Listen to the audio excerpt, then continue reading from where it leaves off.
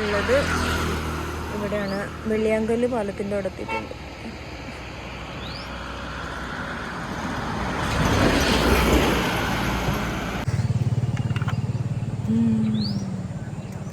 അപ്പോൾ ഗെയ്സ് ഞാനിതാ വെള്ളിയാങ്കല്ലിൽ എത്തിയിട്ടുണ്ട് കേട്ടോ. അപ്പോൾ ഞാനിതാ 6:45 ഇറങ്ങിയിട്ടുണ്ട്. കാരണം എന്താണെന്ന് വെച്ചാൽ ജിമ്മിനും കൂടെ പോകാമെന്ന് വിചാരിക്കുന്നുണ്ട്. 2 ദിവസമായി ജിമ്മിന് പോയിട്ട്. അപ്പോൾ വിചാരിച്ചു ജിമ്മിനും കൂടെ നേരത്തെ ഇറങ്ങിയിട്ട് ജിമ്മ് കഴിഞ്ഞിട്ട് നേരെ സ്കൂളിലോട്ട് പോകാമെന്നാണ് വിചാരിക്കുന്നത് കേട്ടോ.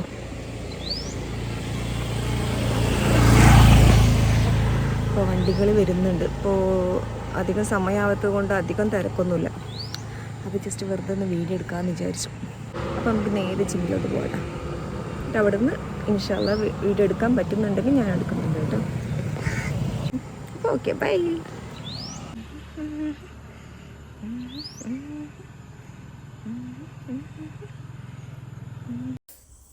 അപ്പോൾ ഗെയ്സ് ഞാനിതാ പാലത്തറ എത്തിയിട്ടുണ്ട് കേട്ടോ. പാലത്തറ മറ്റേ ട്രാക്കില്ലേ, ട്രാക്കിൻ്റെ അടിയിലൂടെ ഒരു ഷോർട്ട് വഴി ഉണ്ട്. അപ്പോൾ അതിലൂടെയാണ് ഞാൻ പോകാറ് കേട്ടോ. ഭയങ്കര റിസ്ക്കാണ് ഇതിലൂടെ പോകാൻ. എന്നാലും കുഴപ്പമില്ലയെന്ന് വിചാരിച്ചിട്ട് ഞാൻ പോകുന്നത് വെച്ചാൽ വേഗം എത്തുമല്ലോ. പിന്നെ അതല്ല, ഇപ്പോൾ ഞാനിത് അവിടെ നിന്ന് അങ്ങോട്ട് മുറിച്ച് കടന്നിട്ടുണ്ട്.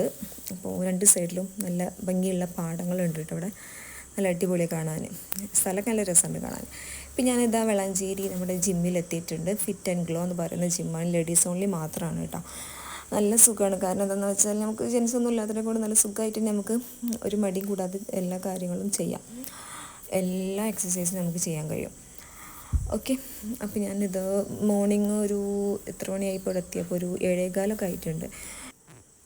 സാധാരണ നമ്മൾ മാട്ടിൽമാനിനുള്ളിലോട്ട് പോയിട്ട് അവിടെ ലിഫ്റ്റ് ഉണ്ട്, അതിലൂടെയാണ് നമ്മൾ കയറാറ്. ഇതുവരെ നമ്മളിങ്ങനെ വേറെ സ്റ്റെപ്പ് വഴിയൊന്നും നമ്മൾ കയറിയിട്ടില്ല. അപ്പോൾ ഇതിപ്പോൾ രാവിലെ ആയതുകൊണ്ട് ഇതൊന്നും ഓപ്പൺ ആയിട്ടില്ല. അപ്പോൾ വിചാരിച്ച് ഏതോ ഒരു ഷോർട്ട് വഴി ഉണ്ടെന്ന് അവർ പറഞ്ഞിട്ടുണ്ടായിരുന്നു.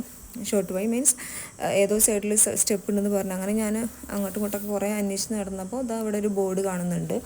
അങ്ങനെ ഞാൻ അങ്ങോട്ട് പോയി. അപ്പോൾ അതാ അവിടെ വലിയൊരു കോണി, മാതിരി വലിപ്പമാണെന്ന് അറിയോ. അങ്ങോട്ട് എത്തിയപ്പോഴത്തേന് ഞാൻ ആകെ അങ്ങോട്ട് കിതച്ചുപോയി. അവിടെ എത്തിയിട്ടുള്ള അവസ്ഥ ഞാൻ കാണിച്ചു തരാം കേട്ടോ. എത്തിയിട്ട് ഞാനിങ്ങനെ അതന്നെയാണോ റബ്ബേ എനിക്ക് മാറിപ്പോയോ എന്നൊക്കെ വിചാരിച്ചു. ഞാൻ ഇതെവിടെ എത്തി, ഇവിടെ ഒന്നുമല്ല, പിന്നെയും മുകളിലോട്ട് പോകണം. സത്യം പറഞ്ഞാൽ ഭയങ്കര റിസ്ക് ആയിരുന്നു കേട്ടോ. ഫസ്റ്റ് ടൈം ഇങ്ങനെ കയറി പോണത്.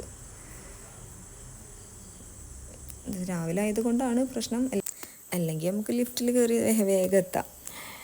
ഇപ്പം ഞാനിതാ ഇവിടെ എത്തിയിട്ടുണ്ട് കേട്ടോ. എത്തിയിട്ട് കഥ എത്തിയിട്ട് എത്രങ്ങാനും നേരെ ഞാൻ അവിടെ നിന്നിക്കണമെന്ന് അറിയാം. അവിടെ അതിൻ്റെ ഉള്ളിൽ പാട്ടൊക്കെ വെച്ചിട്ട് അവർ കേൾക്കണ്ടേ. ഇത് ഡോറും ലോക്ക് ചെയ്തിട്ടുണ്ട്.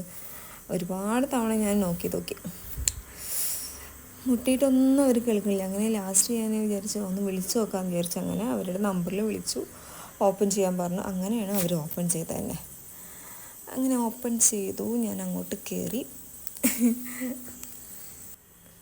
സത്യം പറഞ്ഞാൽ എനിക്ക് അധികം ഒന്നും എടുക്കാൻ പറ്റില്ല കേട്ടോ. കാരണം എന്താണെന്ന് വെച്ചാൽ സാധാരണ ഞാൻ ഈവനിങ്ങിലല്ലേ പോവാറ്. അപ്പോൾ ഈ മോർണിംഗ് ബാച്ചിലുള്ള ആരും എനിക്കറിയില്ല. ഒന്നാമത് പിന്നെ ഒറ്റക്കായോണ്ട് അങ്ങനെ ജിമ്മൊക്കെ കഴിഞ്ഞ് ഇറങ്ങി സ്കൂളിലെത്തി കേട്ടോ.